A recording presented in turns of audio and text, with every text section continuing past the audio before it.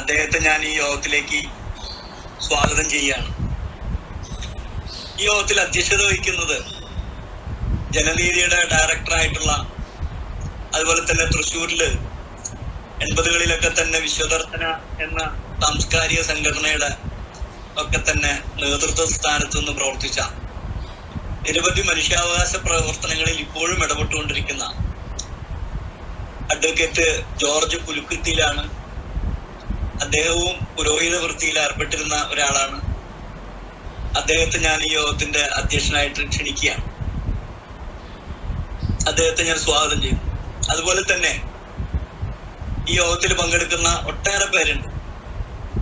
Google meet ആയതുകൊണ്ട് കേരളത്തിന്റെ വിവിധ ഭാഗങ്ങളിലുള്ള ആളുകളുണ്ട്, ഇന്ത്യയുടെ തന്നെ ലോകത്തിന്റെ തന്നെ വിവിധ ഭാഗങ്ങളിലുള്ള ആളുകൾ ഉണ്ടാകാനുള്ള ഇടയുണ്ട്. ഇപ്പോൾ ഏതാണ്ട് 40 പേരായിട്ടുണ്ട്. തീർച്ചയായിട്ടും ഈ ഗൂഗിൾ മീറ്റിന് ചില പരിമിതികളുണ്ടെങ്കിലും അതിന്റെ സൗകര്യങ്ങളും നമുക്ക് മനസ്സിലാവുന്നുണ്ട്. ഈ കൃത്യസമയത്ത് തന്നെ ഈ അനുസ്മരണ യോഗത്തിൽ പങ്കെടുക്കാൻ എത്തിച്ചേർന്ന എല്ലാവരെയും ഞാൻ സ്വാഗതം ചെയ്യാണ്. അധ്യക്ഷനായിട്ട് അഡ്വക്കേറ്റ് ജോർജ് പുലിക്കുത്തിയിൽ അച്ഛനെ ക്ഷണിച്ചുകൊണ്ട് ഞാൻ എന്റെ വാക്കുകൾ അവസാനിപ്പിക്കുന്നു. നന്ദി, നമസ്കാരം. നന്ദി ഡേവിസ്. ഞാൻ അധ്യക്ഷൻ എന്ന നിലയിൽ ഞാൻ കാര്യമായിട്ട് സംസാരിക്കാൻ ആഗ്രഹിക്കുന്നില്ല. കാരണം വിഷയത്തെ ഡേവിസ് തന്നെ അവതരിപ്പിച്ചു കഴിഞ്ഞു. ദീർഘമായിട്ട് ബിഷപ്പ് തിരുമേനി അതിൽ സംസാരിക്കാനിരിക്കുന്നു. നമുക്ക് പ്രധാനമായിട്ടുള്ളത് അത് തന്നെയാണ്. ബിഷപ്പ് ടുട്ടു നമ്മുടെ നാട്ടിൽ അത്രയേറെ ഒരു പബ്ലിക്കിന്റെ ഇടയിൽ പൊതു ആളുകൾ സമൂഹത്തിൽ പ്രശസ്തനാണ് എന്ന് ഞാൻ കരുതുന്നില്ല. പക്ഷെ നമ്മളെ പോലെ മതത്തിന്റെയോ രാഷ്ട്രീയത്തിന്റെയോ അതിരുകൾക്കുള്ളിൽ നിൽക്കാതെ മാനവികതയെ കുറിച്ച് സംസാരിക്കുന്ന, ചിന്തിക്കുന്ന ആളുകൾക്ക് ഒട്ടും അപരിചിതനല്ല. മഹാത്മാഗാന്ധി എപ്രകാരം ഇന്ത്യയിലും ഇന്ത്യക്ക് പുറത്തും പ്രശസ്തനായിരിക്കുന്നുവോ സ്വീകാര്യനായിരിക്കുന്നുവോ അതുപോലെ തന്നെ ഡെസ്മണ്ട് ടുട്ടു എന്ന് പറയുന്ന ആർച്ച് ബിഷപ്പ് ലോകത്തിലെ എല്ലാ രാജ്യങ്ങളിലും സ്വീകാര്യനാണ്. അദ്ദേഹം ഒരു ബിഷപ്പ് എന്ന നിലയിൽ അദ്ദേഹത്തിന് പ്രത്യേക പ്രാധാന്യം കൂടിയുണ്ട് എന്ന് ഞാൻ കരുതുന്നു. വർണ്ണ വിവേചനത്തിൽ നിന്നും രാഷ്ട്രീയ അടിമത്തത്തിൽ നിന്നും വെള്ളക്കാരുടെ മേധാവിത്വത്തിൽ നിന്നും ഒരു ജനതയെ മോചിപ്പിച്ചെടുത്തതുപോലെ തന്നെ അനേകം ക്രൈസ്തവ സഭകളുടെയും സഭാ പഠനങ്ങളുടെയും തടവറകളിൽ നിന്നും യേശുക്രിസ്തുവിനെയും ദൈവത്തെയും മോചിപ്പിച്ചെടുത്തു എന്നുള്ളത് കൂടി നമ്മൾ ഇത്തരുണത്തിൽ ഡെസ്മണ്ട് ടുട്ടുവിനോട് ചേർത്ത് വായിക്കേണ്ടതുണ്ട്. അദ്ദേഹം നമ്മളോട് പറഞ്ഞു, ദൈവം ക്രിസ്ത്യാനിയല്ല, ക്രിസ്തു ക്രിസ്ത്യാനിയല്ല. ഇത് വളരെ പ്രധാനപ്പെട്ട ഒരു പ്രസ്താവനയാണ്. അതൊരു ബിഷപ്പ് അത്രയേറെ ശക്തമായിട്ട് സംസാരിക്കാൻ തുടങ്ങുമ്പോൾ അദ്ദേഹം നമ്മുടെ കാലഘട്ടത്തിൽ വളരെ പ്രസക്തനായി മാറുകയാണ്. ഡെസ്മണ്ട് ടുട്ടുവിനെ അവതരിപ്പിക്കാൻ നമ്മുടെ മുമ്പിൽ എത്തിയിരിക്കുന്നത് ഡേവിസ് പറഞ്ഞതുപോലെ തന്നെ ബിഷപ്പ് യുഹാനോൻ മിലിത്യോസ് ആണ്. ഒരു കാലത്ത് ഫാദർ സെബാസ്റ്റ്യൻ കാപ്പനും ബിഷപ്പ് പൗലോസും കേരള ജനതയ്ക്ക് നേതൃത്വം കൊടുത്തിരുന്നു. അവരുടെ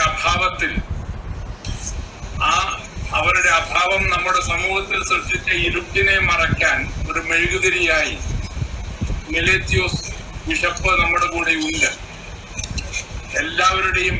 നമ്മുടെ എല്ലാവരുടെയും പേരിൽ സ്നേഹപൂർവം ആർച്ച് ബിഷപ്പ് ഡെസ്മണ്ട് ടുട്ടുവിനെ അവതരിപ്പിക്കാൻ സ്നേഹപൂർവം വിനയത്തോടെ ഞാൻ ബിഷപ്പ് മിലേത്യോസിനോട് അഭ്യർത്ഥിക്കുകയാണ്.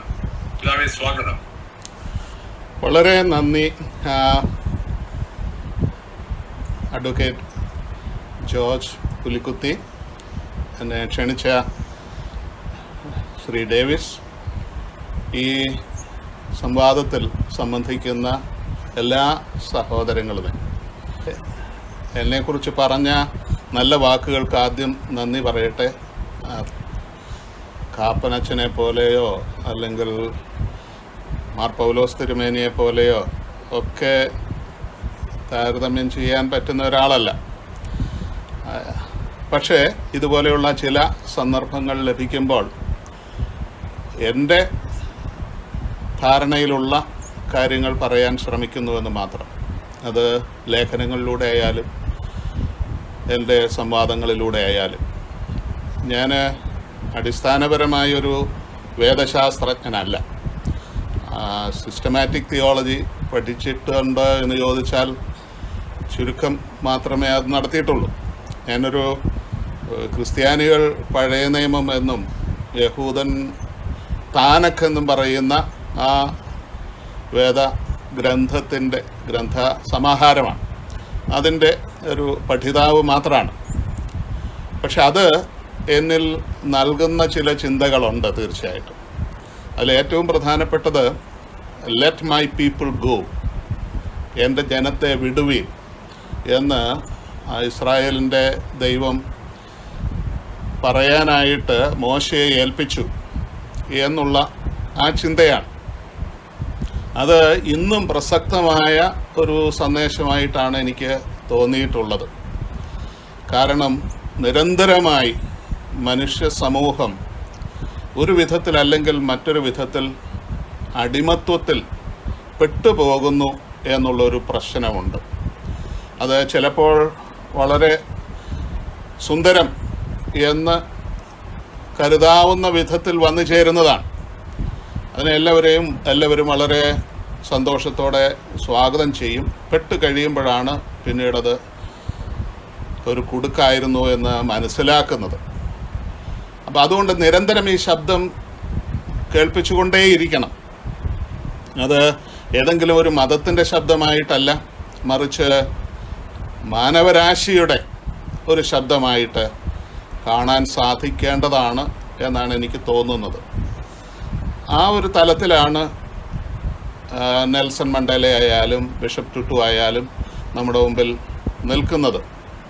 ഞാൻ 2010 ഒരു കോൺഫറൻസിന് സൗത്ത് ആഫ്രിക്കയിൽ ജോഹൻസ്ബർഗ് സന്ദർശിച്ചപ്പോൾ അദ്ദേഹത്തിൻ്റെ ഭവനം സന്ദർശിക്കാനിടയായിട്ടുണ്ട്. പക്ഷെ അദ്ദേഹത്തെ നേരിട്ട് കാണാൻ സാധിച്ചില്ല.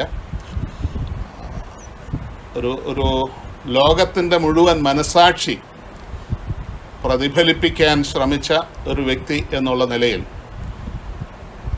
ലോകത്തിൻ്റെ മുഴുവൻ ആദരവ് പിടിച്ചു പറ്റിയ ഒരാളാണ്.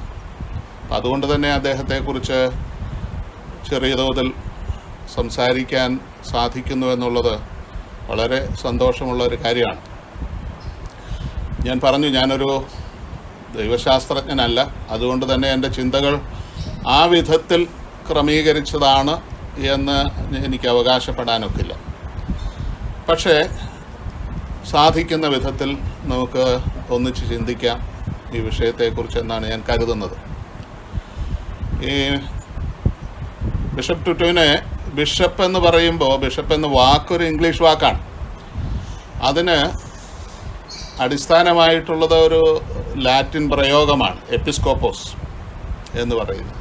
എപ്പി എന്ന് പറഞ്ഞാൽ ഓവർ എന്നും, സ്കോപ്പോസ് എന്ന് പറഞ്ഞാൽ ആണെങ്കിൽ നമുക്ക് ഗാർഡിയൻ, സൂപ്പർവൈസർ എന്നൊക്കെ തർജ്ജമ ചെയ്യാവുന്ന ഒരു വാക്കുമാണ്, ലാറ്റിൻ വാക്കാണ്. ആ അർത്ഥത്തിൽ ചില ആളുകൾ, നെൽസൺ മണ്ടേല ഉൾപ്പെടെ ഒരു സമയത്ത് ബിഷപ്പിനെ ഒരല്പം വിമർശന ബുദ്ധിയ പറഞ്ഞിട്ടുള്ളത് ഹി വാസ് വെരി പോപ്പുലിസ്റ്റ് എന്നാണ്. ജനമധ്യത്തിൽ ജീവിക്കാൻ ശ്രമിച്ച ഒരാൾ എന്നുള്ള അർത്ഥത്തിലാണ് അത് ഉപയോഗിച്ചത്. തീർച്ചയായിട്ടും ഈ എപ്പിസ്കോപ്പോസ് എന്ന വാക്കിൻ്റെ അർത്ഥത്തെ പൂർണ്ണമായിട്ട് ഉൾക്കൊള്ളാൻ ശ്രമിച്ച ഒരു വ്യക്തി എന്നുള്ള നിലയിലാണ് ഞാൻ അതിനെ കാണുന്നത്. അതുകൊണ്ട് തന്നെ അതൊരു കോംപ്ലിമെൻ്റായിട്ടാണ് നമ്മൾ കണക്കാക്കേണ്ടതെന്ന് എനിക്ക് തോന്നുന്നു. അദ്ദേഹം വളരെ പരിമിതമായ ദരിദ്രമായ ഒരു സാഹചര്യത്തിൽ 1931 ഒക്ടോബർ 7 ജനിച്ചയാളാണ്. നമുക്കറിയാവുന്നതുപോലെ, ഡേവിസ് പറഞ്ഞതുപോലെ ഡിസംബർ 26, 2021 അദ്ദേഹം മരണപ്പെടുകയും ചെയ്തു. ഒരു ജനനത്തിൽ തന്നെ ഒരുപക്ഷെ അദ്ദേഹത്തിൽ എല്ലാവരെയും സമ്മേളിപ്പിച്ച് കൊണ്ടുപോകാനുള്ള ഒരു പ്രവണത ഉണ്ടായിരുന്ന ഒരു വ്യക്തിയാണ്. കാരണം 2 സാംസ്കാരിക പശ്ചാത്തലത്തിൽ നിന്നാണ് അദ്ദേഹത്തിൻ്റെ പിതാവും മാതാവും വന്നത്. അപ്പോൾ അതുകൊണ്ട് തന്നെ അദ്ദേഹത്തിന് തീർച്ചയായിട്ടും ഒന്നിനപ്പുറത്ത് കാര്യങ്ങളെ കാണാനും വിലയിരുത്താനും സാധിക്കുന്ന ഒരു പശ്ചാത്തലമുണ്ട് എന്ന് എനിക്ക് തോന്നുന്നു. ആരോഗ്യപരമായി തുടക്കത്തിൽ അത്ര നല്ല അവസ്ഥയിലായിരുന്നില്ല അദ്ദേഹം. പല പ്രാവശ്യം ആശുപത്രിയിലായിരുന്നിട്ടുണ്ട്. വളരെ ഗൗരവമായ പ്രയാസങ്ങളിൽ ഉൾപ്പെട്ടിരുന്ന ഒരാളാണ്. പക്ഷെ എന്നാലും മതകാര്യങ്ങളിൽ, സ്പോർട്സിൽ ഒക്കെ വളരെ ശ്രദ്ധിക്കാൻ അദ്ദേഹം ശ്രമിച്ചിട്ടുണ്ട്. അദ്ദേഹം ചെറിയ രീതിയിൽ പഠനം ആരംഭിച്ച് ഒരു സ്കൂൾ അധ്യാപകനായിട്ടാണ് ഒരുപക്ഷെ പൊതുജീവിതം ആരംഭിക്കുന്നത്. പിന്നീട് നമുക്കറിയാവുന്നതുപോലെ ആംഗ്ലിക്കൻ സഭയിലെ ഒരു ബിഷപ്പും അതേ തുടർന്ന് ഒരു ആർച്ച് ബിഷപ്പും ആയ വ്യക്തിയാണ്. അതങ്ങനെ ധാരാളം പേരുണ്ട് എന്നെ പോലെ ഇങ്ങനെ അച്ഛനാവും, മെത്രാനാവും, പിന്നെ റിട്ടയർ ചെയ്യും, ഈ കാലയവനികയിൽ മറയുകയും ചെയ്യും. പക്ഷെ ആ കൂട്ടത്തിൽ ബിഷപ്പ് ടുട്ടുവിനെ ഉൾപ്പെടുത്താൻ സാധിക്കില്ല എന്നുള്ളത് കൊണ്ടാണ് ഇന്ന് നമ്മൾ ഇങ്ങനെ കൂടാൻ ഇടയായി തീർന്നത്. അദ്ദേഹം ഈ സ്കൂൾ അധ്യാപകനായിരുന്നു എന്ന് ഞാൻ പറഞ്ഞു.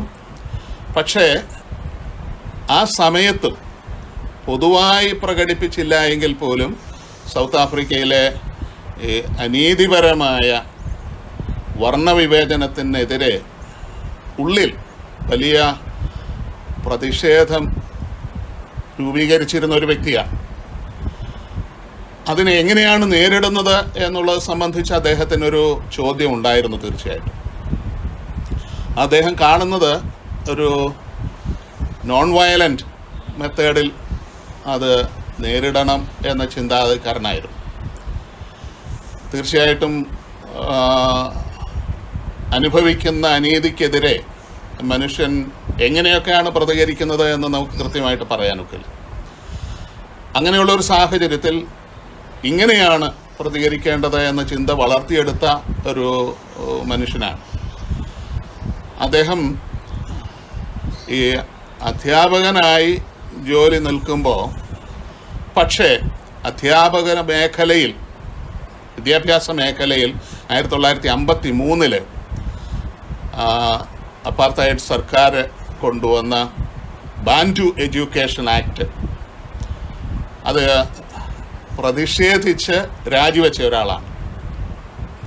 ഈ ബാൻഡു എഡ്യൂക്കേഷൻ ആക്ട് വളരെ സെഗ്രിഗേറ്റീവായിട്ടുള്ളതാണ്. കറുത്തവർക്ക് ഒരു സ്കിൽഡ് ജോലിയൊന്നും ആവശ്യമില്ല. അവർ സാധാരണ ജീവിതം നയിച്ച് അത്യാവശ്യം കിട്ടുന്ന കാശും കൊണ്ട് വളരെ പരിമിതമായ സാഹചര്യത്തിൽ ജീവിച്ചാൽ മതി. അതല്ല എങ്കിൽ വെള്ളക്കാരെ പോലെ ആയിത്തീരും, മിടുക്കന്മാരാവും എന്നൊക്കെയുള്ള ചിന്തയിൽ ഉണ്ടാക്കിയ ഒരു നിയമമാണ്. അത് കറുമ്പര മാത്രമല്ല, മറിച്ച് ഇന്ത്യക്കാരും നിറമുള്ള ആളുകളെ മുഴുവൻ, കളേർഡായിട്ടുള്ള ആളുകളെ മുഴുവൻ അൺസ്കിൽഡ് ലേബറിന് മാത്രം ഉതകത്തക്ക വിധത്തിലുള്ള ഒരു വിദ്യാഭ്യാസ പദ്ധതി നടപ്പാക്കിയതാണ്. അതിൽ പ്രതിഷേധിച്ച് അദ്ദേഹം രാജിവെക്കുകയും തുടർന്ന് താൻ എന്താണ് ചെയ്യേണ്ടത് എന്ന് ആലോചിച്ചപ്പോൾ അദ്ദേഹം നേരത്തെ തന്നെ അൾത്താര ബാലകനായിട്ട് പ്രവർത്തിക്കുമായിരുന്നു. അതുകൊണ്ട് എന്തുകൊണ്ട് ഒരു വൈദികനായി തീർന്നാൽ തരക്കേടില്ലായ്മയുണ്ടോ എന്ന് ആലോചിക്കുകയും അതിനുവേണ്ടി സെമിനാരിയിൽ ചേരുകയും ചെയ്ത ആളാണ് അദ്ദേഹം. 1960 ഒരു വൈദികനായി ഇടവക ചുമതലയിലേക്ക് വന്നതാണ്. അപ്പോൾ തന്നെ ഒരു പ്രശ്നമുണ്ട്. ഇടവക പലതും വെള്ളക്കാരും കറുത്തവരും ഉണ്ടായിരുന്ന ഇടവകയാണ്. പക്ഷേ അദ്ദേഹം, ഞാൻ നേരത്തെ പറഞ്ഞ ജന്മനാൽ തന്നെ അദ്ദേഹത്തിലുള്ള ഒരു എല്ലാത്തിനെയും ഉൾക്കൊള്ളാൻ ശ്രമിക്കുന്ന ഒരു ഭാവം പ്രകടിപ്പിക്കാൻ കണ്ടെത്തിയ ഒരു തലവും കൂടെയാണ്. പ്രത്യേകിച്ചും വെള്ളക്കാരുടെ വീടുകൾ നിരന്തരമായി സന്ദർശിക്കുകയും അവരെ കറുത്തവരെ അംഗീകരിക്കാനുള്ള ഒരു ഭാവം ഉണ്ടാകേണ്ടവരാണ് എന്ന് ബോധ്യപ്പെടുത്താൻ ശ്രമിക്കുകയും ചെയ്തിട്ടുണ്ട്. അതുപോലെ തന്നെ അദ്ദേഹം കുറച്ചുകൂടെ വിപുലമായ മേഖലയിലേക്ക് പ്രവേശിക്കുകയും ഒരു പാൻ പ്രൊട്ടസ്റ്റന്റ് ഗ്രൂപ്പിൻ്റെ ഭാഗമായി തീരുകയും അതിൻ്റെ ഭാഗമായിട്ട് ആംഗ്ലിക്കൻ കാത്തലിക് ഡയലോഗ് കമ്മീഷനിൽ അംഗമായി തീരുകയും ചെയ്തതാണ്. ഇദ്ദേഹത്തിലൊരു വലിയ സ്വാധീനമുണ്ടാകുന്നത് ന്യൂയോർക്കിലെ യൂണിയൻ തിയോളജിക്കൽ സെമിനാരിയിൽ പഠിക്കുന്ന സമയത്താണ്. അവിടെ വെച്ചാണ് അദ്ദേഹം ലിബറേഷൻ തിയോളജി, ബ്ലാക്ക് തിയോളജി എന്നിവയിലേക്ക് ആകർഷിക്കപ്പെടുന്നത്. വാസ്തവത്തിൽ ചരിത്രപരമായി നോക്കിയാൽ 1960-കൾ വലിയൊരു കണ്ണു തുറക്കലിൻ്റെ കാലഘട്ടമായിരുന്നു എന്നാണ് ഞാൻ മനസ്സിലാക്കുന്നത്. ആളുകൾ തങ്ങളാരാണ്, തങ്ങളുടെ അസ്തിത്വം എന്താണ്, തങ്ങളുടെ ഭാവി എന്താണ് തുടങ്ങിയ കാര്യങ്ങളൊക്കെ കുറച്ച് ഗൗരവമായി ചോദിക്കാൻ ശ്രമിച്ച ഒരു കാലഘട്ടമാണ്. ആ കാലം തന്നെയാണ് ഏകാധിപത്യത്തിനും സ്വാതന്ത്ര്യത്തിനും തമ്മിലുള്ള ഒരു സ്പർദ്ധ ആരംഭിക്കുന്നത് എന്ന് നമുക്ക് പറയാൻ സാധിക്കും. അവിടെ ഈ സ്വാതന്ത്ര്യേച്ഛ മനസ്സിൽ സൂക്ഷിച്ച ആളുകൾ ഉപയോഗിച്ച ഒരു പ്രതലം ക്രിസ്ത്യൻ സുവിശേഷം തന്നെയാണ്. അതിൽ ഈശോയുടെ സമീപനങ്ങൾ, ചിന്തകൾ ഒക്കെ ഈ ആളുകളെ വളരെയധികം സ്വാധീനിച്ചിട്ടുണ്ട്. അതേസമയം തന്നെ യൂറോപ്പിൽ ജർമ്മൻ പൊളിറ്റിക്കൽ തിയോളജി ഉരുത്തിരിഞ്ഞ ഒരു കാലവും കൂടെയാണ്. പക്ഷെ അത് ഈ സ്വാതന്ത്ര്യേച്ഛ ഉള്ള ആളുകളുടെ താല്പര്യം വേണ്ട രീതിയിൽ സംരക്ഷിക്കുന്നില്ല എന്ന ബോധ്യത്തിൽ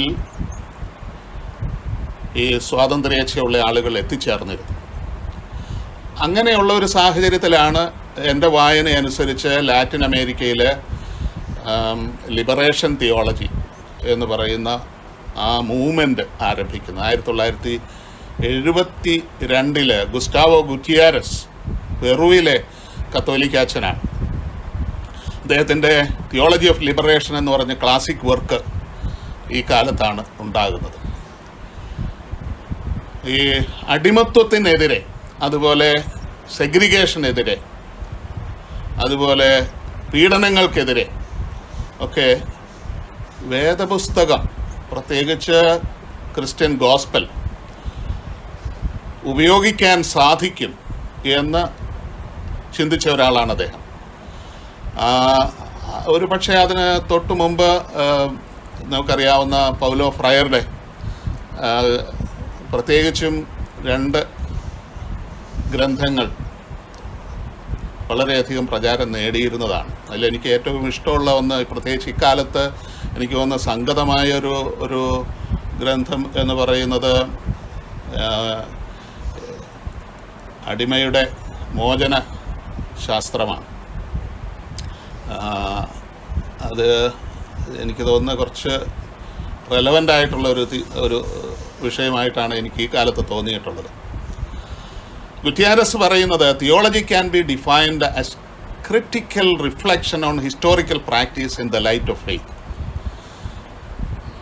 വിശ്വാസത്തിൻ്റെ അടിസ്ഥാനത്തിൽ ചരിത്രത്തിലെ നിർണായക നിലപാടുകളെ, സാഹചര്യങ്ങളെ വ്യാഖ്യാനിക്കാൻ സാധിക്കുമ്പോഴാണ് ദൈവശാസ്ത്രം ഉണ്ടാകുന്നത്. ദൈവശാസ്ത്രം അതിനു മുമ്പ് അങ്ങനെ ആയിരുന്നില്ല. ഡോക്മാസും ഡോക്ട്രിൻസും ഒക്കെ ആയിട്ട് ദൈവമാരാണ്, അവൻ്റെ സ്വഭാവം എന്താണ് തുടങ്ങിയ കാര്യങ്ങളൊക്കെ പറഞ്ഞുകൊണ്ടിരുന്ന ഒരു കാലത്താണ് അല്ല, മനുഷ്യനാണ് കേന്ദ്രബിന്ദു, മനുഷ്യൻ്റെ സംഘർഷങ്ങളും വെല്ലുവിളികളും അവൻ്റെ ജീവിത സമരങ്ങളുമാണ് ശ്രദ്ധിക്കപ്പെടേണ്ടത് എന്ന് ചിന്തിക്കാൻ തുടങ്ങി. അതിന് ഒരുപക്ഷെ ഏറ്റവും പ്രധാനപ്പെട്ടതായി അവതരിപ്പിക്കപ്പെട്ട ഒരു ചിന്ത ഇൻകാർണേഷൻ തന്നെയാണ്, മനുഷ്യാവതാരം. ദൈവത്തിന് തന്നെ പ്രധാനപ്പെട്ടത് ദൈവമല്ല, അല്ലെങ്കിൽ ദൈവത്വമല്ല, മറിച്ച് മനുഷ്യനാണ് പ്രധാനപ്പെട്ടത് എന്ന് ആ മനുഷ്യാവതാരത്തിലൂടെ തെളിയിച്ചു എന്നാണ് അവർ മനസ്സിലാക്കിയത്. അതുകൊണ്ട് തിയോളജി എന്ന് പറഞ്ഞാൽ നമ്മൾ കാണണം, നമ്മൾ വിലയിരുത്തണം, നമ്മൾ പ്രവർത്തിക്കണം, അതിനപ്പുറത്ത് ആ പ്രവൃത്തിയുടെ ഫലത്തെ ആസ്വദിക്കുകയും ആഘോഷിക്കുകയും ചെയ്യണം എന്ന ഒരു ശൈലി, ഒരു വാദഗതി അല്ലെങ്കിൽ നിലപാട് ഉരുത്തിരിഞ്ഞു വന്ന ഒരു കാലഘട്ടമാണ് ഈ ലിബറേഷൻ തിയോളജിയുടെ കാലഘട്ടം. അതിന് മാർക്സിസം അതിൻ്റെ ചിന്തകൾ കുറേയധികം സഹായിച്ചിട്ടുണ്ട്. എനിക്ക് തോന്നുന്നത് ഇപ്പോൾ പോപ്പ് ഫ്രാൻസിസിൻ്റെ ചില ചിന്തകളിൽ അതിൻ്റെ സൂചനകൾ ഞാൻ വായിക്കാൻ ശ്രമിക്കാറുണ്ട്. അദ്ദേഹം അതങ്ങനെ ഉദ്ദേശിച്ചിരുന്നോ എന്നുള്ളത് അദ്ദേഹത്തിൻ്റെ വിഷയമാണ്. പക്ഷെ ഞാൻ കാണുന്നത് അങ്ങനെയാണ്. ഈ ഒരു ന്യൂയോർക്കിലെ പഠനത്തിൻ്റെ പശ്ചാത്തലത്തിൽ ഈ ലിബറേഷൻ തിയോളജിയുമായിട്ടുള്ള ഒരു ഇടപെടലിൽ അദ്ദേഹം ഒരു നിലപാട് സ്വീകരിക്കുന്നതായിട്ടാണ് ഞാൻ മനസ്സിലാക്കുന്നത്. അതേസമയം തന്നെ അദ്ദേഹത്തിന് പൂർണ്ണമായി ഈ ലിബറേഷൻ തിയോളജിയെ അംഗീകരിക്കാനും ഒരല്പം ബുദ്ധിമുട്ടുണ്ട്. അത് 1-2 കാരണങ്ങളുണ്ട്. അതിൽ ഒരു കാരണം ഈ മാർക്സിസത്തോടുള്ള അതിൻ്റെ ബന്ധമാണ്. ഒരു എത്തീസ്റ്റ് ഫിലോസഫിയെ പിന്തുടരുന്ന ഒരു പ്രസ്ഥാനത്തിന് എങ്ങനെയാണ് ദൈവശാസ്ത്രപരമായ ഒരു ചിന്തയ്ക്ക് അടിസ്ഥാനമാകാൻ സാധിക്കുക എന്ന ഒരു ചിന്ത അദ്ദേഹത്തിനുണ്ടായിരുന്നു. അതേസമയം തന്നെ ഈ ദൈവശാസ്ത്രം രണ്ടാമത് കുറേ കൂടെ വിശാലമായൊരു തലത്തിലേക്ക് പ്രവേശിക്കണം, അതുപോലെ കുറേ കൂടെ നിർദ്ദിഷ്ടമായ സ്ഥലത്തേക്കും പ്രവേശിക്കണമെന്ന് അദ്ദേഹത്തിന് അഭിപ്രായമുണ്ടായിരുന്നു. അതായത് സ്ത്രീകളുടെ കാര്യം, അതുപോലെ കറുത്തവരുടെ കാര്യം, അതുപോലെ തന്നെ പ്രത്യേക ഗോത്രങ്ങൾ, ഇൻഡിജിനസ് കമ്മ്യൂണിറ്റീസ്, അവരുടെയൊക്കെ കാര്യങ്ങൾ എത്രത്തോളം ഈ ലിബറേഷൻ തിയോളജിക്ക് അഭിമുഖീകരിക്കാൻ സാധിക്കും എന്ന ചോദ്യം അദ്ദേഹത്തിൽ ഉണ്ടായിരുന്നതായിട്ടാണ് ഞാൻ കാണുന്നത്. അതുകൊണ്ട് അദ്ദേഹം സാവകാശം ബ്ലാക്ക് തിയോളജിയിലേക്ക് ആകർഷിക്കപ്പെടുന്നുണ്ട്. അമേരിക്കയിലായിരിക്കുന്ന സമയത്താണ് അവിടെ തീർച്ചയായിട്ടും ചില വളരെ നിർദ്ദിഷ്ടമായ ചോദ്യങ്ങൾ ലിബറേഷൻ തിയോളജിയോട് ചേർന്ന് വേണമെങ്കിൽ ചിന്തിക്കാവുന്ന ചോദ്യങ്ങൾ തീർച്ചയായിട്ടുമുണ്ട്.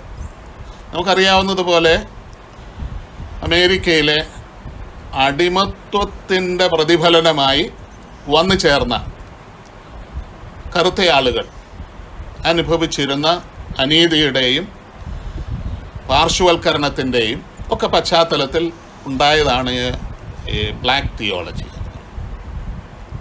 പക്ഷേ അതേസമയം തന്നെ ആ സാഹചര്യത്തിൽ നിന്ന് വളരെ വ്യത്യസ്തമായൊരു സാഹചര്യം സൗത്ത് ആഫ്രിക്കയിലെ പല ഇടങ്ങളിലും മറ്റിടങ്ങളിലും ഉണ്ട് എന്നുള്ളൊരു ബോധ്യവും അദ്ദേഹത്തിനുണ്ടായിരുന്നു. അപ്പോൾ അതുകൊണ്ട് ഈ ബ്ലാക്ക് തിയോളജി തന്നെ തൻ്റെ ലക്ഷ്യത്തെ നേരിടാൻ സഹായിക്കുമോ എന്നൊരു ചോദ്യവും അദ്ദേഹത്തിലുണ്ടായി. അവിടെയാണ് സാവകാശം ബ്ലാക്ക് തിയോളജിയുടെ ഒരു തുടർച്ച എന്ന് വേണമെങ്കിൽ പറയാം, ആഫ്രിക്കൻ തിയോളജി എന്ന മേഖലയിലേക്കും വരാനിടയായത്. അമേരിക്കയിലെ ബ്ലാക്സ് പുറത്തു നിന്ന് കൊണ്ടുവരപ്പെട്ട് അടിമകളാക്കപ്പെട്ടവരാണ്. അതേസമയം സൗത്ത് ആഫ്രിക്കയിൽ അവിടെ ഉണ്ടായിരുന്ന ആളുകൾ പുറത്തുനിന്ന് വന്നവരാൽ അടിമയാക്കപ്പെട്ടതാണ്. അപ്പോൾ ഇത് തമ്മിൽ കുറച്ചൊരു വ്യത്യാസമുണ്ട്. ആ വ്യത്യാസത്തെ ഉൾക്കൊള്ളാതെ ഒരു പൊതുവായ ഔട്ട്ലൈനിൽ ബ്ലാക്ക് തിയോളജി എന്ന് പറഞ്ഞു പോകാൻ സാധിക്കുമോ എന്ന ചോദ്യം അദ്ദേഹത്തിലുണ്ടായി.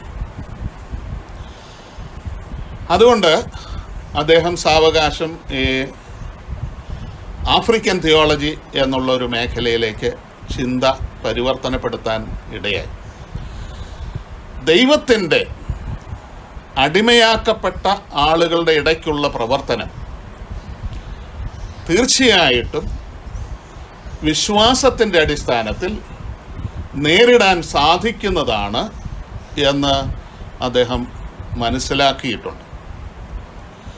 ഇതിൽ അദ്ദേഹത്തിന് വളരെ സഹായമായ ഒന്ന് ജീസസ് ആൻഡ് ദ ഡിസ്ഇൻഹെറിറ്റഡ് എന്ന ചിന്തയും അത് ഹോവാർഡ് ട്രൂമാൻസിൻ്റെ തീർച്ചയായിട്ടും അദ്ദേഹത്തെ സഹായിച്ചിട്ടുണ്ട് എന്നാണ് ഞാൻ മനസ്സിലാക്കുന്നത്.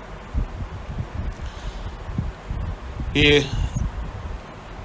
ബ്ലാക്ക് തിയോളജിയുടെ അല്ലെങ്കിൽ അതിനു മുമ്പ് തന്നെ ലിബറേഷൻ തിയോളജിയുടെ ഒരു ഉൽപ്പന്നം, ആ ഉൽപ്പന്നം എന്നുള്ള വാക്ക് അത്ര നല്ലൊരു വാക്കല്ല എന്ന് എനിക്കറിയാം, ആയിട്ടാണ് ഈ ആഫ്രിക്കൻ തിയോളജി വരുന്നത്. അതിൻ്റെ ലക്ഷ്യമെന്ന് പറയുന്നത് വിശ്വാസത്തെ തങ്ങളുടെ നിലനിൽക്കുന്ന സാഹചര്യത്തെ അഭിമുഖീകരിക്കാൻ ഒരുക്കുമ്പോൾ നിലനിൽക്കുന്ന സാഹചര്യം പരിഗണിക്കാതെ സാധിക്കില്ല എന്നാണ്. ഞാൻ പറഞ്ഞതുപോലെ അമേരിക്കയിലെ കറുത്ത ആളുകളുടെ സാഹചര്യമല്ല സൗത്ത് ആഫ്രിക്കയിലെ കറുത്ത ആളുകളുടെ സാഹചര്യം. അവിടെ ആഫ്രിക്കയിൽ കറുത്തവരുടെ മാത്രം ഒരു പ്രശ്നവുമല്ല. നമുക്കറിയാം മഹാത്മാഗാന്ധിയൊക്കെ നേരിട്ട പ്രശ്നങ്ങൾ അത് അദ്ദേഹം കറുത്തവനായതുകൊണ്ടല്ല. അപ്പോൾ അതുകൊണ്ട് കുറേ കൂടെ വ്യത്യസ്തമായ ഒരു ഡിസിപ്ലിൻ സൃഷ്ടിക്കപ്പെടേണ്ടതുണ്ട്. അതിന് ആഫ്രിക്കൻ തിയോളജി സഹായിക്കും എന്ന് അദ്ദേഹം വിശ്വസിച്ചിരുന്ന ഒരാളാണ്. നമുക്ക് അറിയാവുന്നതുപോലെ ക്രിസ്ത്യാനിറ്റി ആഫ്രിക്കയിൽ വരുന്നത് പാശ്ചാത്യര് മൂലമാണ്. അതുകൊണ്ട് തന്നെ ഒരു പാശ്ചാത്യ ശൈലിയിലുള്ള വിശ്വാസം, ആചാരം, അനുഷ്ഠാനം, ദർശനം, കാഴ്ചപ്പാടുകൾ, വ്യാഖ്യാന രീതി എല്ലാം സ്വാഭാവികമായിട്ട് അവിടെ ഉണ്ടായി.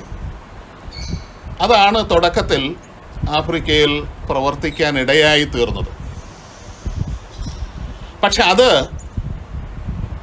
ആഫ്രിക്കൻ ജനതയുടെ സാംസ്കാരിക ചരിത്ര പശ്ചാത്തലവുമായി യോജിക്കുന്നതല്ല എന്ന ഒരു ചിന്തയാണ് പൊതുവെ ഉണ്ടായിരുന്നത്. അത് മറ്റ് പല ആളുകളിലും ഉണ്ടായിരുന്ന ഒരു ചിന്തയാണ്. അതിലൊരു പക്ഷേ ബിഥി 1969 മുതലേ ആ കാര്യങ്ങൾ ഉയർത്തി പറഞ്ഞുകൊണ്ടിരുന്ന ഒരാളാണ്. ഇദോവു 73, അതുപോലെ മുഗാംബി 91 ഒക്കെ ഈ കാര്യങ്ങൾ വേണ്ട രീതിയിൽ പറയാൻ ശ്രമിച്ചതാണ്.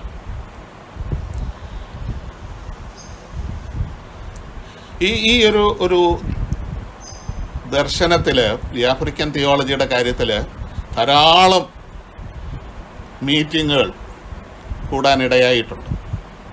അതിലേറ്റവും പ്രധാനപ്പെട്ട ഒരു പക്ഷേ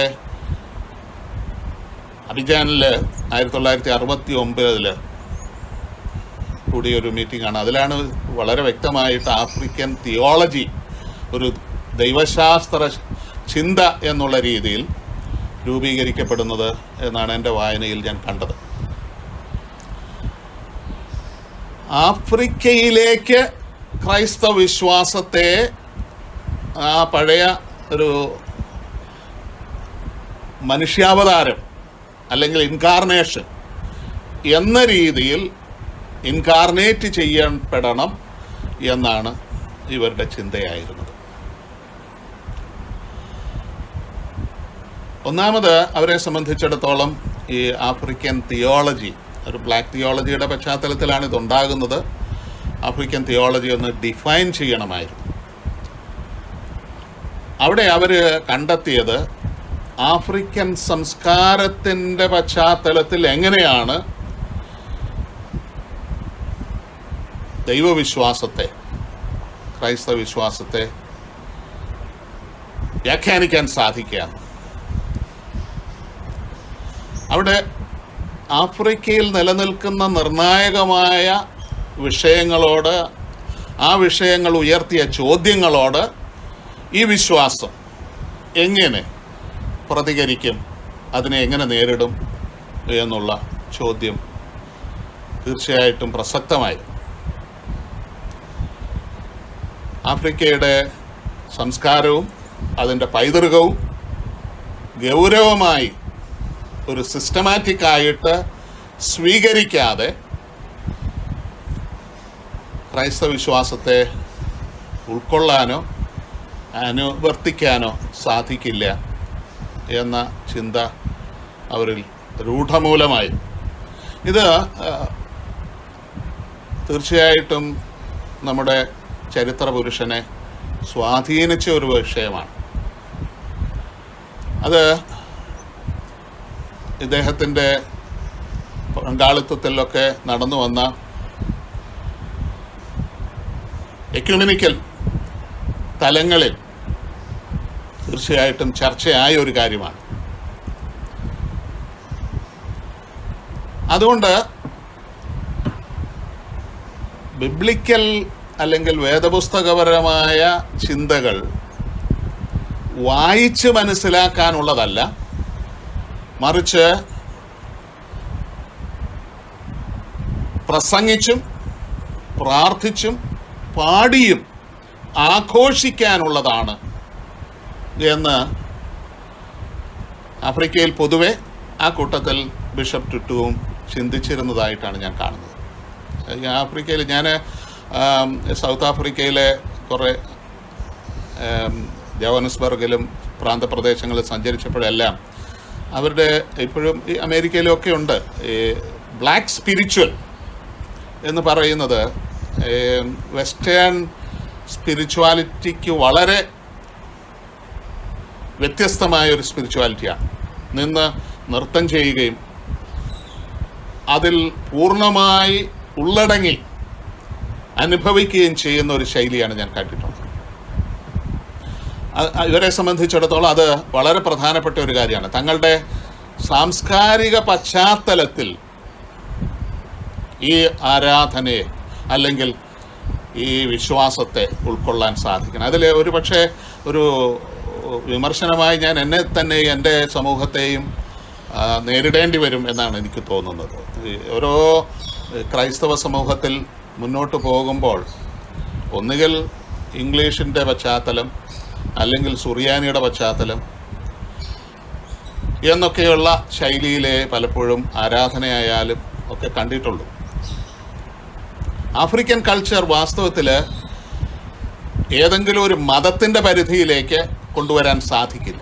ആ ഒരു തലത്തിൽ നമുക്ക് വേണമെങ്കിൽ ഭാരതത്തിൻ്റെ ഒരു പശ്ചാത്തലത്തിലേക്ക് ആരോപിക്കാവുന്ന ഒരു കാര്യമാണ്. കാരണം ഇവിടെ നമ്മൾ പൊതുവായി ഒരു മതം ഭാരതത്തിൻ്റെ മതമാണ് എന്നൊക്കെ പറയുമ്പോൾ പോലും ഒരു 100 കണക്കിന്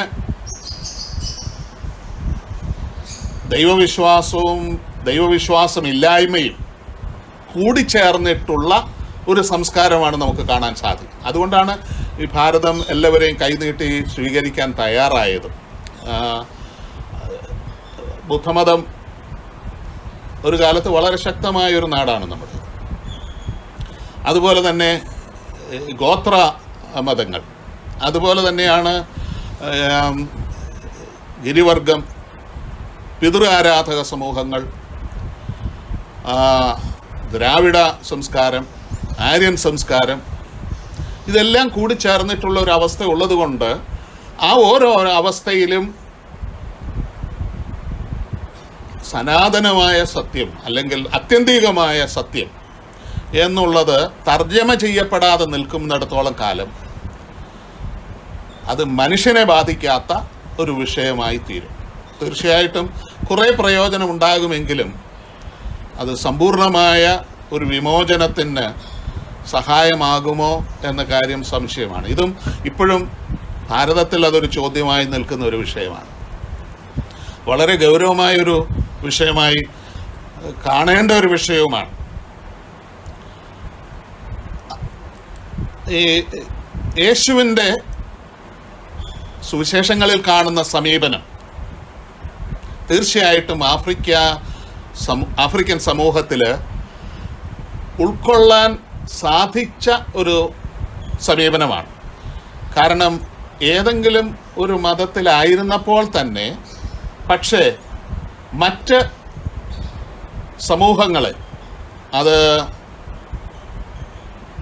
ശമര്യനായാലും യവനനായാലും ഒക്കെ ഒരുപോലെ സ്വീകരിക്കാൻ തയ്യാറായ ഒരു സമീപനം, ആത്യന്തികമായി അവരിലെല്ലാമുള്ള വിമോചന തൃഷ്ണയെ പ്രോത്സാഹിപ്പിക്കാൻ ശ്രമിച്ച ഒരു ഭാവം, അതിന് മതത്തിൻ്റെ പരിധി ആവശ്യമുണ്ടോ എന്ന ചോദ്യം ഉൾപ്പെടെ ചോദിക്കാൻ തക്കവണ്ണമുള്ള ഒരു സമീപനം തീർച്ചയായിട്ടും ആഫ്രിക്കയിൽ ഉൾക്കൊള്ളാൻ സാധിച്ചു എന്നാണ് ഞാൻ കരുതുന്നത്.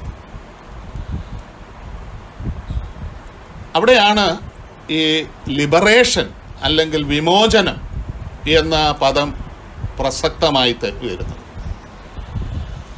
കൊളോണിയലിസത്തിനെതിരെ അല്ലെങ്കിൽ അതിൻ്റെ സൃഷ്ടിയായ വർണ്ണവിവേചനത്തിനെതിരെ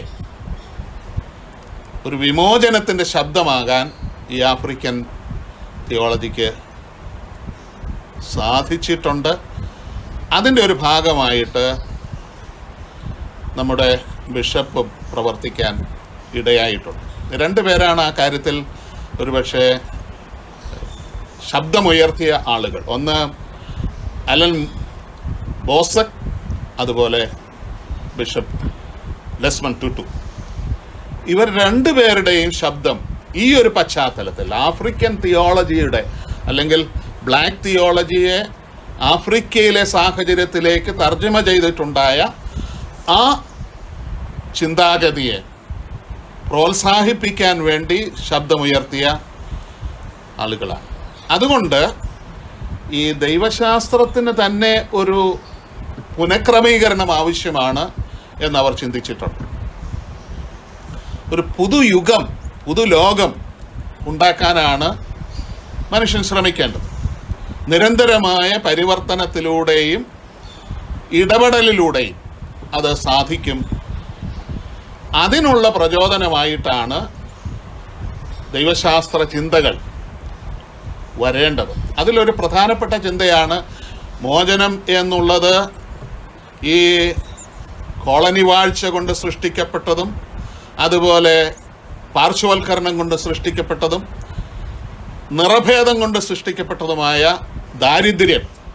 രണ്ട് വിധത്തിൽ, ഒന്ന് ഭൗതികമായ ദാരിദ്ര്യം, അതോടൊപ്പം തന്നെ ധാരണാപരമായ ദാരിദ്ര്യം. ഇത് രണ്ടിനെയും നേരിടാൻ ഈ ചിന്തയ്ക്ക് സാധിക്കണം എന്ന് ഇവർ പ്രസംഗിക്കാനും പഠിപ്പിക്കാനും സാധിച്ചിട്ടുണ്ട്. അദ്ദേഹം സൗത്ത് ആഫ്രിക്കയിലെ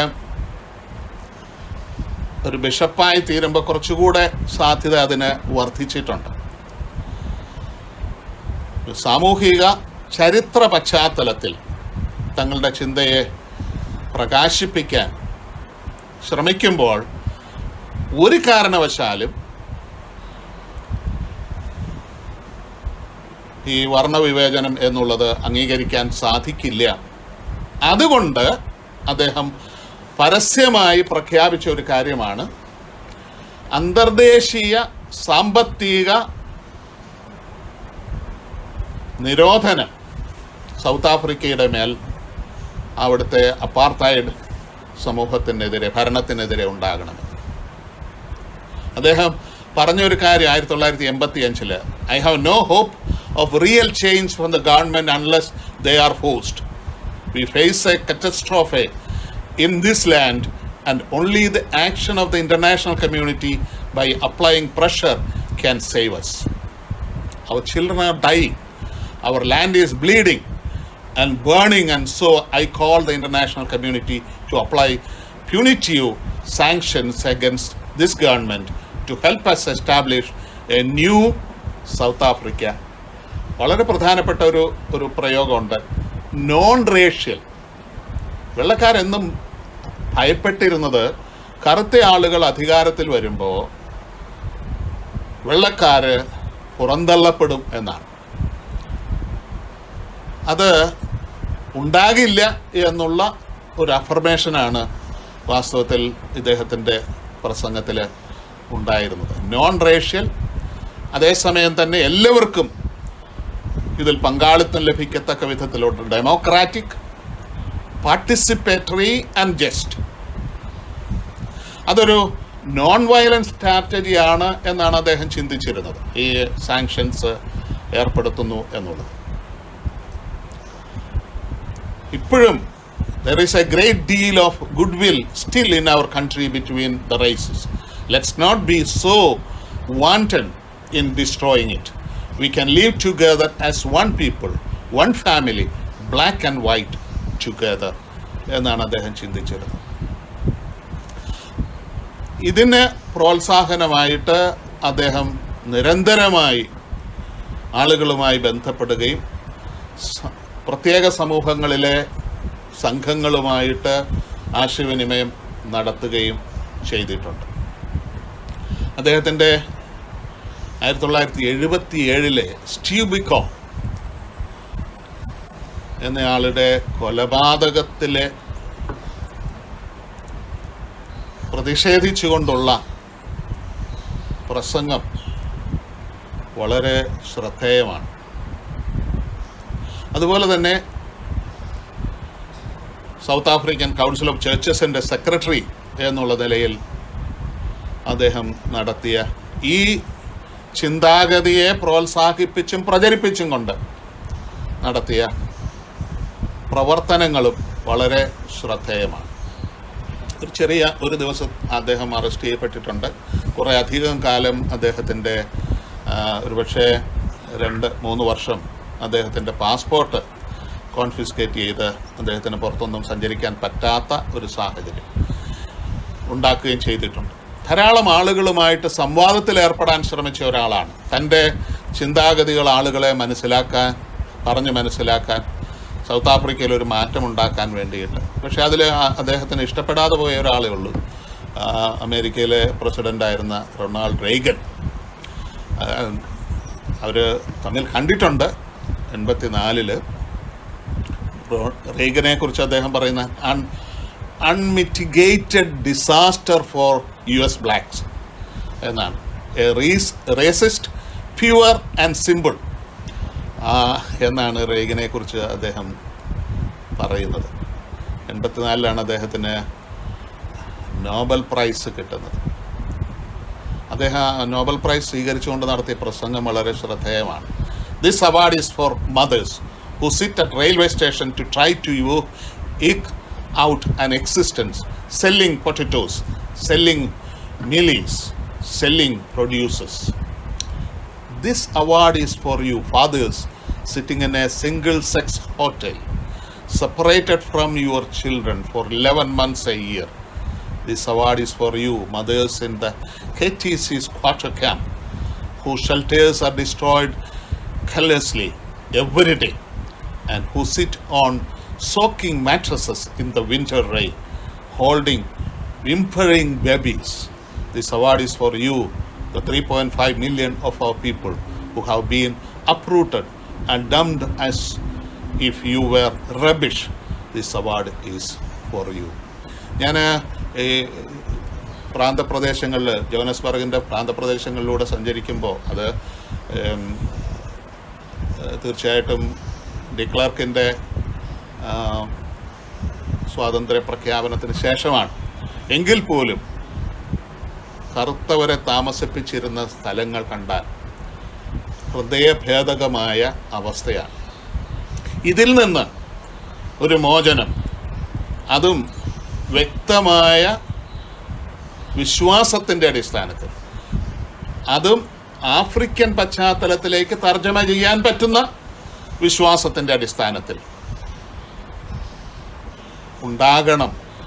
അതാണ് ഞാൻ ആഗ്രഹിക്കുന്നത് എന്ന് അദ്ദേഹം പറഞ്ഞതായിട്ടാണ് നമ്മൾ കാണുന്നത്. പ്രതിരോധം വർദ്ധിച്ച ഒരു സാഹചര്യത്തിൽ അദ്ദേഹം നടത്തിയൊരു പ്രസംഗം വളരെ ശ്രദ്ധേയമാണ്. You have already lost. Let's say to you nicely, you have already lost. ഇത്തരം ഒരു സാഹചര്യത്തിലാണ് ബോത്തെ മാറിയിട്ട് FWD ക്ലർക്ക് പ്രസിഡൻ്റായി വരുന്നത്. ആദ്യം അദ്ദേഹം വലിയ വ്യത്യാസമൊന്നും വരുത്തില്ല എന്ന് ചിന്തിച്ചിരുന്നയാളാണ് നമ്മുടെ ബിഷപ്പ്. പക്ഷേ സാവകാശം അതിന് മാറ്റം വരുത്തി.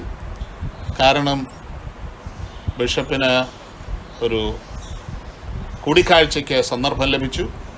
ആ കൂടിക്കാഴ്ച വളരെ ശ്രദ്ധേയമായിരുന്നു. ഞങ്ങൾ പറഞ്ഞത് കേൾക്കാൻ അദ്ദേഹം തയ്യാറായിരുന്നു. അതുകൊണ്ട് ഒരു പക്ഷേ എൻ്റെ മുൻപിലത്തെ പ്രസ്താവന തിരുത്തേണ്ടി വന്നേക്കാം. അത്തരം ഒരു സാഹചര്യത്തിലാണ് സൗത്ത് ആഫ്രിക്കയിൽ ക്രമീകരിച്ച ഒരു വലിയ മാർച്ച് നടത്താനായിട്ട് ഡിക്ലർക്ക് അനുവാദം കൊടുത്തു. ഒരു 30,000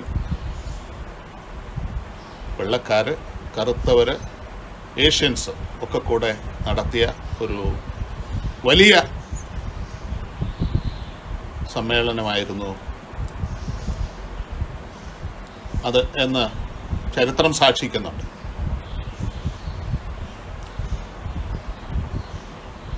1990 നമുക്കറിയാവുന്നതുപോലെ നെൽസൺ മണ്ടേല റിലീസ് ചെയ്യപ്പെടുന്നത്. അതോടുകൂടെ നമ്മുടെ ബിഷപ്പ് ഇനി സൗത്ത് ആഫ്രിക്കയെ ഞെരുക്കരുത്, ഈ അന്തർദേശീയ സാങ്ഷൻസ് പിൻവലിക്കണം എന്ന് പ്രഖ്യാപിക്കുകയുണ്ടായി. വളരെയധികം ആദരിക്കപ്പെട്ട ഒരു വ്യക്തിത്വമാണ് നമ്മുടെ ബിഷപ്പ്.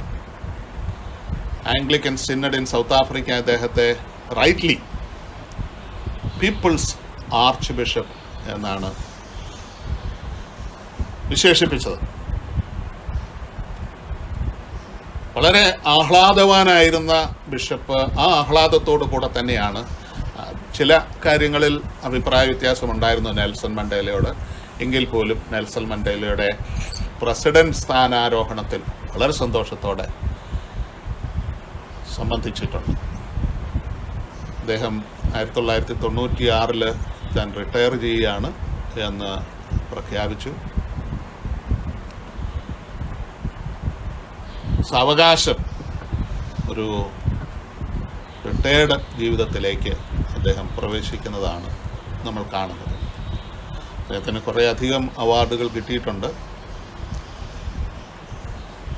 ഓസ്ട്രേലിയയുടെ Sydney peace prize, freedom of the city kings of Kingston hall award ഇംഗ്ലണ്ടിൽ നിന്ന്, honorary doctorate from university of Cambridge. ഇതൊക്കെ അദ്ദേഹത്തിൻ്റെ പ്രവർത്തനത്തിൻ്റെ ചെറിയ ചെറിയ അംഗീകാരങ്ങളായി നമുക്ക് കാണാൻ സാധിക്കും. പക്ഷെ അതിനേക്കാൾ വലിയൊരു വ്യക്തിത്വമാണ് അദ്ദേഹം. ഒരൊറ്റ പ്രയോഗം തന്നെ അദ്ദേഹത്തിൽ ഉൾക്കൊണ്ടിരുന്ന സാർവലൗകികത്വം പ്രകടമാകുന്നതാണ്. അദ്ദേഹം പറഞ്ഞത്, എൻ്റെ രാജ്യം ഈ വർണ്ണവിവേചനത്തിനപ്പുറത്ത് റെയിൻബോ നേഷൻ എന്നാണ്. അതിന് വ്യാപകമായ അംഗീകാരം ലഭിച്ച ഒരു പ്രയോഗമാണ്. അദ്ദേഹം സ്ത്രീകളുടെ പട്ടത്വത്തിന് വേണ്ടി പ്രവർത്തിച്ച ആളാണ്. അദ്ദേഹം സ്വർഗ അനുരാഗികളുടെ അവകാശങ്ങൾക്ക് വേണ്ടി ശബ്ദമുണ്ടാക്കിയ ആളാണ്. അത് അദ്ദേഹത്തിൻ്റെ സഭയിൽ തന്നെ ചില്ലറ പ്രശ്നങ്ങളുണ്ടാക്കി. അദ്ദേഹം HIV AIDS രോഗികളെ സംബന്ധിച്ച് ആ കാര്യത്തിൽ വളരെ ശ്രദ്ധേയമായ സംഭാവന നൽകാൻ ശ്രമിച്ചയാളാണ്. ആ കാര്യത്തിൽ കത്തോലിക്ക സഭയുമായിട്ട് അദ്ദേഹം ഒരല്പം തർക്കത്തിൽ ഏർപ്പെടുകയും ചെയ്തിട്ടുണ്ട്. ഒരുപക്ഷെ വളരെ ചുരുക്കം സന്ദർഭങ്ങളിൽ അദ്ദേഹം സൗത്ത് ആഫ്രിക്കയ്ക്ക് പുറത്ത് ഏതെങ്കിലും സമരത്തിൽ പങ്കെടുത്തിട്ടുള്ളൂ. അത് ഒന്ന് നേരത്തെ ഡേവിസ് പറഞ്ഞതുപോലെ ഇറാഖ് വാറിനെതിരെയുള്ള ഫ്ലോറിഡയിൽ നടന്ന ഒരു പ്രൊട്ടസ്റ്റ് മാർച്ചിലാണ്.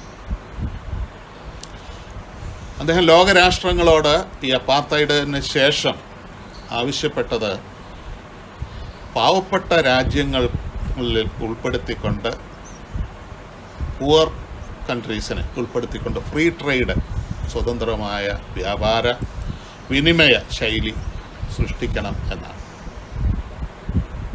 അദ്ദേഹത്തിൻ്റെ രാജ്യം പൂർണ്ണമായി അദ്ദേഹത്തെ ആദരിച്ചു എന്ന് പറയാനൊക്കില്ല. തന്നെ 80-ാമത്തെ വയസ്സിൽ അദ്ദേഹം ആ സന്ദർഭത്തിലേക്ക് ദലൈലാമയെ ക്ഷണിക്കാൻ ക്ഷണിക്കുകയും ചെയ്തതാണ്. പക്ഷേ ഇപ്പോൾ സൗത്ത് ആഫ്രിക്കയിൽ ഞാൻ കണ്ട ഒരു കാര്യമാണ്, മിക്കവാറും കോൺട്രാക്റ്റ് വർക്കുകളെല്ലാം പ്രോജക്ട്സുകളെല്ലാം ഫണ്ട് ചെയ്യുന്നത് ചൈനയാണ്. ഫണ്ട് ചെയ്യുന്നു എന്ന് പറഞ്ഞാൽ ഞാൻ മനസ്സിലാക്കിയത് ശരിയാണ് എങ്കിൽ ചൈനയിലെ തടവിലുള്ള ആളുകളെ സൗത്ത് ആഫ്രിക്കയിൽ കൊണ്ടുവന്ന് ജോലി ചെയ്യിപ്പിക്കുക. അപ്പോൾ സ്വാഭാവികമായിട്ടും അവിടുത്തെ പ്രോജക്ട്സിനെ എല്ലാം ബാധിക്കുന്ന ഒരു കാര്യമാണ്. ചൈനയ്ക്ക് ഇഷ്ടമില്ലാത്ത ദലൈലാമയെ കൊണ്ടുവരാൻ സർക്കാർ അനുവദിച്ചാൽ. അതുപോലെ തന്നെ അദ്ദേഹം ഈ അസിസ്റ്റഡ് ഡൈയിങ് അനുകൂലിച്ചിരുന്ന ഒരാളാണ്. അദ്ദേഹം സൗദിയിലെ റിബൽസിനെ കൈകാര്യം ചെയ്യുന്ന ശൈലിക്കെതിരെ ശബ്ദമുയർത്തിയിട്ടുണ്ട്. അതുപോലെ മ്യാൻമാറിലെ റോഹിംഗ്യൻ മുസ്ലിംസിനെതിരെയുള്ള സർക്കാരിൻ്റെ പ്രവർത്തനത്തെ എതിർത്ത് ശബ്ദമുയർത്തിയിട്ടുണ്ട്. അദ്ദേഹം 2010 മുൻപ് പ്രഖ്യാപിച്ചിരുന്ന റിട്ടയർമെൻറ്റ് സ്വീകരിക്കുന്നത്. അങ്ങനെ 2021 ഡിസംബർ 26 അദ്ദേഹം തൻ്റെ പ്രവർത്തനം അവസാനിപ്പിക്കുക. ജനുവരി 1 2022 കേപ്പ് ടൗണിൽ അടക്കം ചെയ്തു അദ്ദേഹത്തിൻ്റെ ശവസംസ്കാരം. അതിൽ ഒരു പ്രത്യേകതയുള്ളത് ഒരു പ്ലെയിൻ പൈൻ കോഫിനാണ്. ഒരു സാധാരണ മനുഷ്യന് ഉപയോഗിക്കുന്ന ഒരു ശവപ്പെട്ടി. അദ്ദേഹം അക്കാര്യത്തിൽ നിർബന്ധമായിരുന്നു. 1-2 പ്രഖ്യാപനങ്ങൾ അദ്ദേഹത്തെക്കുറിച്ച് വളരെ ശ്രദ്ധേയമായിരുന്നു. ക്യൂൻ എലിസബത്ത് II അദ്ദേഹത്തെക്കുറിച്ച് പറഞ്ഞു, a man who tirelessly championed human rights in South Africa and across the world. His laws will be felt by the people across the Commonwealth. അതിൽ നേരത്തെ പറഞ്ഞതുപോലെ ഇന്ത്യയിൽ അത് അത്ര അനുഭവിച്ചോ എന്നുള്ള കാര്യം ഒരു സംശയമാണ്. Where he was held in such a high affection and esteem. Anglican ചർച്ചിൻ്റെ ഹെഡ് കാൻറ്റർബറി ആർച്ച് ബിഷപ്പ് പറഞ്ഞത്, ആംഗ്ലിക്കൻ ചർച്ചിനെ അറിയില്ലാത്ത ആളുകളുടെ ഇടയ്ക്ക് പോയി ബിഷപ്പ് ഡെസ്മണ്ട് ടുട്ടുവിൻ്റെ സഭയാണിത് എന്ന് പറഞ്ഞാൽ ആളുകൾ പെട്ടെന്ന് തിരിച്ചറിഞ്ഞോളും എന്നാണ്. അദ്ദേഹത്തിൻ്റെ ഓതറൈസ്ഡ് ബയോഗ്രാഫർ അലൻ ജോൺ അദ്ദേഹത്തിൻ്റെ ഏറ്റവും വലിയ സംഭാവനയെക്കുറിച്ച് അനുസ്മരണിക്കുന്നത്, അദ്ദേഹം 21-ാം നൂറ്റാണ്ടിലെ മനുഷ്യ സമൂഹം എങ്ങനെയിരിക്കണമെന്ന് ആഫ്രിക്കയിലൂടെ ഉദാഹരണത്തിലൂടെ കാണിക്കാൻ ശ്രമിച്ച ഒരു വ്യക്തിയാണ് എന്നുള്ളതാണ്. ഷെർലി ഡുബോ തൻ്റെ voices of the violence voiceless എന്നതിൽ a spokesperson for his people, a voice for the voiceless എന്നാണ് പ്രസ്താവിക്കുന്നത്. തീർച്ചയായിട്ടും 2 കാര്യങ്ങൾ ശ്രദ്ധേയമാണ്. ഒന്ന്, മതമേതായാലും മതത്തിൻ്റെ വിശ്വാസം ചരിത്രപരവും സാംസ്കാരികവും കാലികവുമായ പശ്ചാത്തലത്തേക്ക് തർജ്ജമ ചെയ്യുന്നില്ല എങ്കിൽ അർത്ഥരഹിതവും ഉപയോഗശൂന്യവുമായ ഒന്നായിരിക്കും എന്ന് ലിബറേഷൻ തിയോളജിയുടെയും ബ്ലാക്ക് തിയോളജിയുടെയും ആഫ്രിക്കൻ തിയോളജിയുടെയും പശ്ചാത്തലത്തിൽ നിന്നുകൊണ്ട് പറയാൻ ശ്രമിച്ച ഒരു വ്യക്തിയാണ് അദ്ദേഹം. അതുപോലെ തന്നെയാണ് മനുഷ്യവംശം എന്നുള്ളത് എല്ലാ അതിർവരമ്പുകൾക്കും അപ്പുറത്ത് ഒരുപോലെ ആദരിക്കപ്പെടുകയും അംഗീകരിക്കപ്പെടുകയും ചെയ്യേണ്ടതാണ്.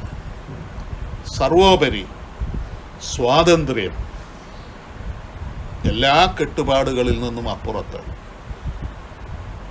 മനുഷ്യൻ്റെ ജന്മാവകാശമാണ്. അതിനുവേണ്ടി നോൺ വയലൻ്റ് മെത്തേഡിൽ നിരന്തരമായി സമരം ചെയ്യാനുള്ള ഒരു പ്രചോദനമായിരിക്കണം വിശ്വാസം. അത് ഏത് മതത്തിലായാലും മതമില്ലായ്മയിലായാലും ദൈവവിശ്വാസത്തിലായാലും ദൈവവിശ്വാസമില്ലാത്ത ബോധത്തിലായാലും ഉണ്ടാകണം എന്ന് ചിന്തിച്ച ഒരാളാണ്. അദ്ദേഹത്തിൻ്റെ സ്മരണ തീർച്ചയായിട്ടും എക്കാലവും സജീവമായിരിക്കട്ടെ എന്ന് ആശംസിക്കുകയാണ്.